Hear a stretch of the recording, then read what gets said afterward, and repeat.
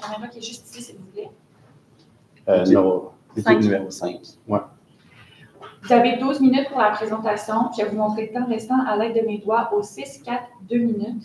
Et je vais faire le décompte des 10 dernières secondes. Je vais le dire quand ça va être la fin de votre présentation. Une période de questions d'une durée de 5 minutes chronométrée suivra. Après les 5 minutes, j'annoncerai la fin de celle-ci. Si vous êtes en train de répondre à une question, veuillez brièvement conclure. Vous ne devez en aucun temps dévoiler la provenance de votre cégep sous peine de disqualification. Veuillez s'il vous plaît rester dans la zone de la caption vidéo. À tous les observateurs, le silence vous sera demandé tout au long de la période de présentation et la période de questions. Si vous désirez applaudir, vous devrez attendre la fin de la période de questions. Vous ne devez en aucun temps dévoiler la provenance de l'équipe qui présente. Aucune entrée ni sortie de la salle n'est permise durant la présentation ou la période de questions. Veuillez éteindre la sonnerie de vos téléphones. Vous inviterez maintenant les juges à se présenter et vous pourrez par la suite débuter votre présentation. Bonjour, je me nomme Karine Rainville, enseignante collégiale, technique administrative et coordonnatrice de programme. Bonjour, William Chénier, président du comité de compétition de l'Université de Sherbrooke et copropriétaire du campus. Bonjour, Jeanne Desroches, fiscaliste chez EY et également dans le comité de compétition. Bonjour, Alexandre Antil, conseiller en gestion de patrimoine chez IG Gestion d'Avant. Donc, on commence si on veut. Okay. Est-ce que vous sentez ça? Oui, il y a longtemps. Ça sent quand même, non? Oui. Ça sent les produits frais. La belle opportunité d'affaires, non? Je suis d'accord avec toi.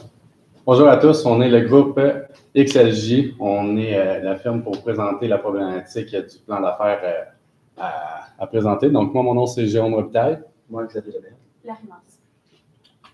Donc, pour faire un petit plan du jour, on va commencer par vous parler du mandat. On va aussi vous parler un peu des valeurs et missions de l'entreprise. On va ainsi vous expliquer un peu une analyse de l'entreprise et aussi vous décrire un peu les 4P.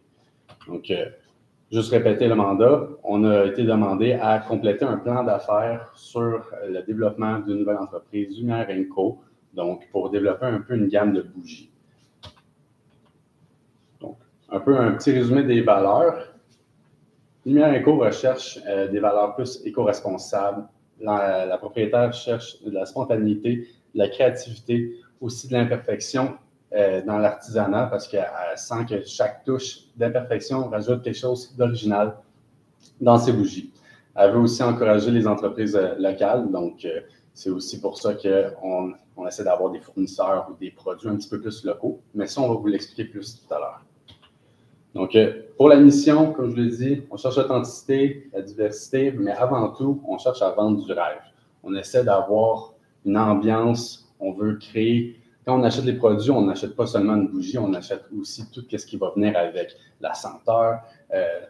Quand les clients, quand les invités vont venir à la maison, ils vont voir la bougie, le produit, tout ce qui va être aspect visuel, etc. C'est ça qui va tout englober. Donc, c'est pour ça qu'on veut vendre du rêve. Pour un petit résumé de la clientèle cible, on va avoir des consommateurs plus dans la trentaine. Donc, ça veut dire à peu près de 25 ans à 44 ans. Cette clientèle-là est pas mal sensible aux produits locaux et éco-responsables. Ils recherchent des chandelles artisanales et naturelles. Il y a une forte demande vers tout ce qui est plus naturel et plus bien pour le corps parce que depuis la COVID, vous le savez, beaucoup de personnes ne voyagent plus, ils restent à la maison. On essaie de créer un chez-soi beaucoup plus confortable. Ce qui veut dire que des produits essentiels, des produits avec des provenances naturelles est beaucoup plus intéressant chez la clientèle parce qu'ils savent l'importance que ça fait d'apporter des produits comme ça à la maison. On recherche, comme je vous l'ai dit tout à l'heure, une ambiance chaleureuse à la maison. On veut que les invités arrivent à la maison et se sentent accueillis de la bonne façon. Si on arrive et ça pue, je suis sûr que vous n'allez pas rester là longtemps, on est d'accord? Moi, je me sens un peu gêné quand ça pue chez moi. J'essaie de me laver dans ce temps-là, ça veut dire que c'est moi. Ça pue habituellement. Par contre, si vous avez des invités chez vous qui puent, vous pouvez les offrir en cadeau. C'est aussi quelque chose qui est intéressant pour la clientèle. Ça couvre l'odeur. Exactement. Cadeau de Noël, etc. Vraiment, la clientèle cible, il y a quand même une bonne offre et de demande là-dessus. Magasiner dans les marchés publics et boutiques locales, c'est un peu la tendance de cette clientèle cible-là. Pour ce qui est de l'analyse de l'entreprise, pour ce qui est plus des forces, la propriétaire de l'entreprise a une forte créativité, qui développe la gamme de produits qu'elle offre. Elle a aussi plusieurs contacts dans des boutiques artisanales. Elle peut donc plus facilement s'approvisionner et de contacts en cas de question. Elle a aussi une possibilité, une ouverture à vendre sur des sites web. Et le fait qu'elle veut offrir une boutique en ligne offre la possibilité aux clients d'aller en magasin sentir les produits. Parce qu'en général, les personnes, quand ils achètent une bougie, certains sont plus sensibles à l'odeur. Donc, de pouvoir aller en magasin, la sentir, c'est quand même un avantage. Pour ce qui est plus des faiblesses, son nom de boutique qu'elle a choisi porte le même nom que certaines boutiques de bijoux, ce qui peut prêter à confusion, par exemple, si tu cherches son nom sur Internet. Et c'est aussi que c'est une nouvelle entreprise, donc elle n'est pas connue, elle va devoir faire des efforts pour essayer de se démarquer plus des autres. Pour ce qui est des opportunités, comme on l'a dit plus tôt, il y a une tendance croissante du bien-être à la maison et du vouloir vraiment personnaliser son foyer. La demande des produits éco-responsables et durables a augmenté en flèche depuis les dernières années. Il y a une grande demande sur le marché en ligne et le marché mondial est en croissance des bougies de 5,26% par année d'ici, qui augmente de plus en plus à chaque année. Pour ce qui est des menaces, la concurrence des prix, beaucoup de grands marchés offrent des prix plus réduits, que l'artisanal, ce qui est une menace en gros pour les entreprises artisanales plus chères. Le coût de la matière est élevé, ça coûte beaucoup plus cher à produire que ceux qu'on vend en grande surface. Les personnes sont moins portées aussi ces temps-ci à acheter du non essentiel, par exemple la décoration, bougies, tout ça. Les personnes ont plus peur de devoir acheter ça à cause du niveau économique actuel. Puis, il y a beaucoup de réglementations sur les bougies, par exemple, sur l'étiquetage des produits.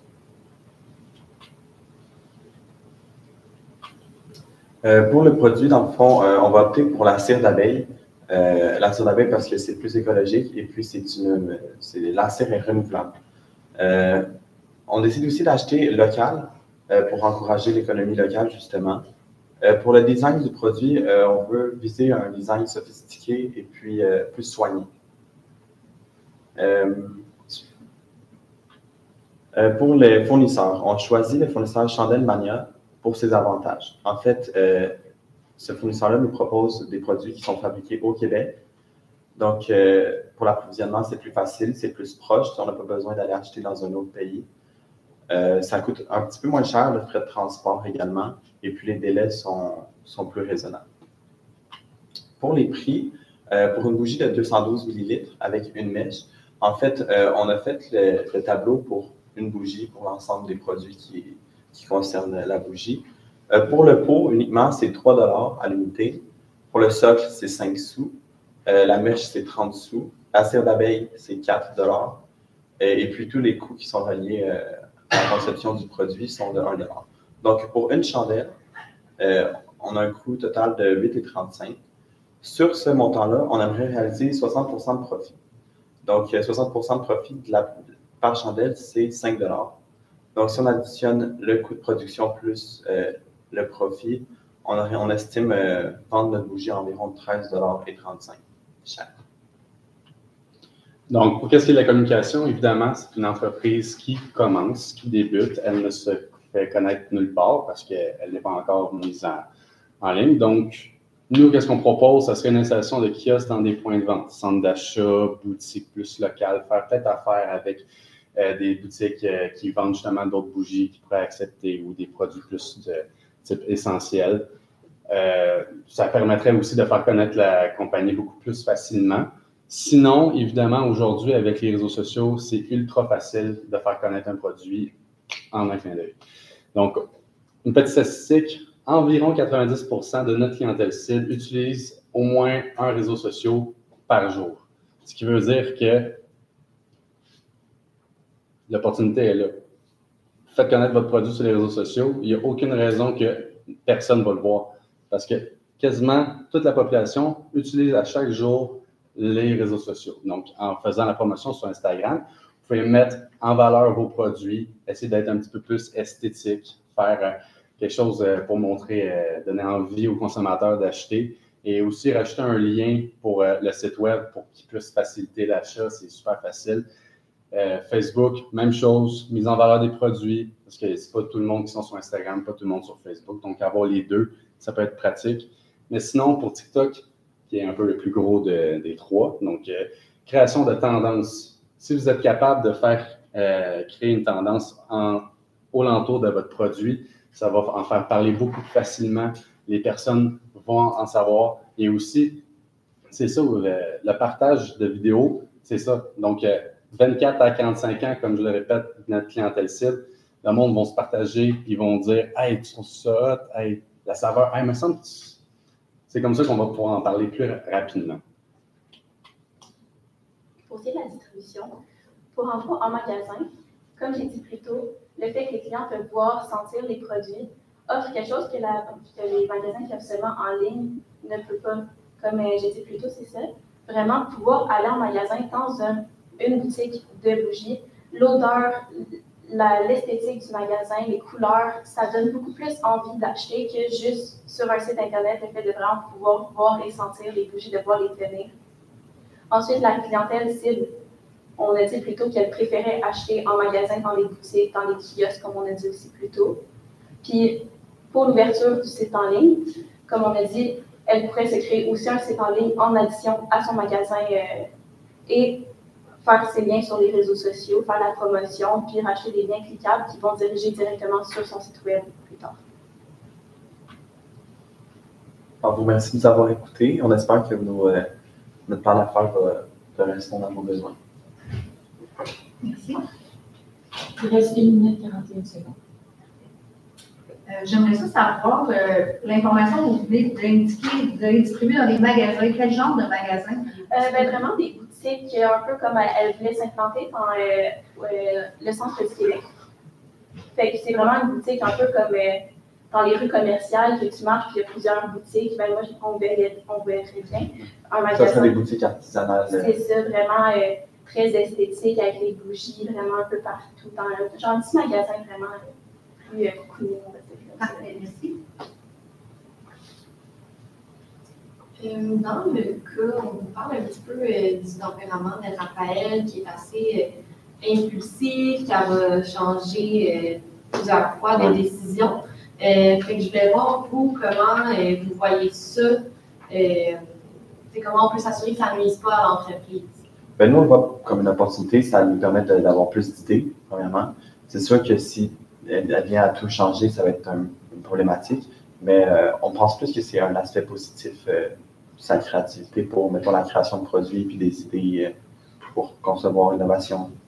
N'oublions pas que les valeurs d'entreprise, c'est l'authenticité, la créativité, spontanéité. Ça reste quand même quelque chose que la propriétaire veut divulguer. Donc, le fait d'avoir beaucoup plus de choix permet de créer beaucoup plus d'ambiance, créer une ambiance beaucoup plus chaleureuse à la maison.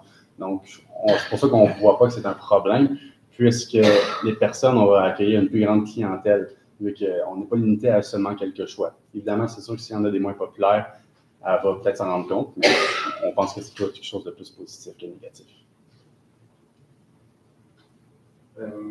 Si on peut revenir au coût de votre chandelle, ça va autour de $, si je me trompe. Il y a des 35 par chandelle, le coût de production. Ça, c'est avec 50 grammes de sur l'abeille.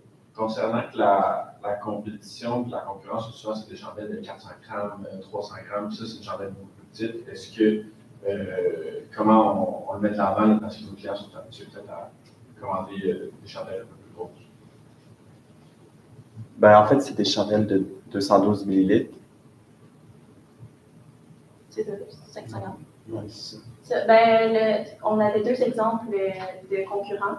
Il y en a un qui était Bath & Body Works, que lui, les chandelles sont beaucoup plus grosses, mais les prix sont aussi beaucoup plus élevés. Puis on s'est concerté, puis on s'est dit qu'avoir plusieurs petites chandelles, des fois, le monde, on préférait ça, avoir plusieurs odeurs différentes pour plusieurs occasions différentes, par exemple, qu'une grosse avec une odeur tout le temps constante.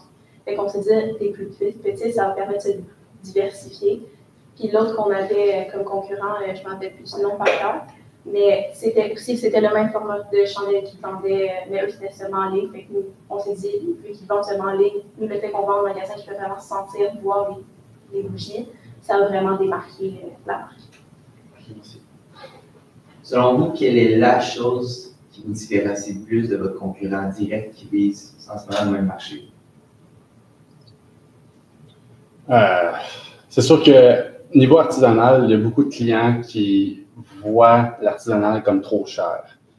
Mais nous, notre idée, ce serait un peu le contraire. Oui, ça va être un petit peu plus petit pour avoir un petit peu plus de choix et introduire le client peut-être à plus de produits. Ce qui fait qu'en essayant et qu'il va voir, il va l'expérimenter, l'expérience de tout le produit, il va voir que c'est un produit de qualité. Donc, c'est un peu comme fidéliser un client, peut-être le faire moins cher un peu à ce moment-là, ce qui permet de concurrencer contre des produits comme Bath & Body Works, où ce n'est pas des produits naturels.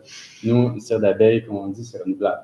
Donc, vraiment, introduire le client à quelque chose de beaucoup plus de qualité, à pas si cher que ça, pas de grande quantité. Donc, évidemment, c'est un peu pour ça. Et tu parles de fidéliser, autre qu'avec le prix et la qualité du produit, est-ce qu'il y a une autre façon, selon vous, que vous pouvez fidéliser le client? Ben, l'ambiance en magasin. Puis sur le site, admettons, si on fait vraiment quelque chose de chaleureux, un peu comme qu'on veut rendre comme l'esthétique dans la maison, justement, que tu rentres dans le magasin, puis tu vois, il y a des bougies, tu sens, tu te sens bien, tu te sens comme chez toi, là. Tu sens comme vraiment beaucoup plus de trucs qui te rappellent ta maison. Fait. Comme ça, le client va avoir envie de revenir au magasin. Merci. Il reste 30 secondes. Qu'est-ce qui a arrêté votre choix sur Chandelle Mania à 3 alors que Petit Pot, ça coûte 2,50 par acheter le groupe? C'est surtout qu'ils nous proposent tous les produits à la même place et puis c'est tout fabriqué au Québec. C'est surtout pour ça, puisque l'entreprise veut quelque chose d'éco-responsable. Puis on soutient aussi l'économie locale.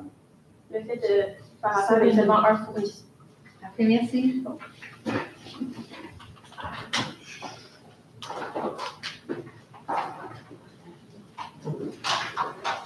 Merci.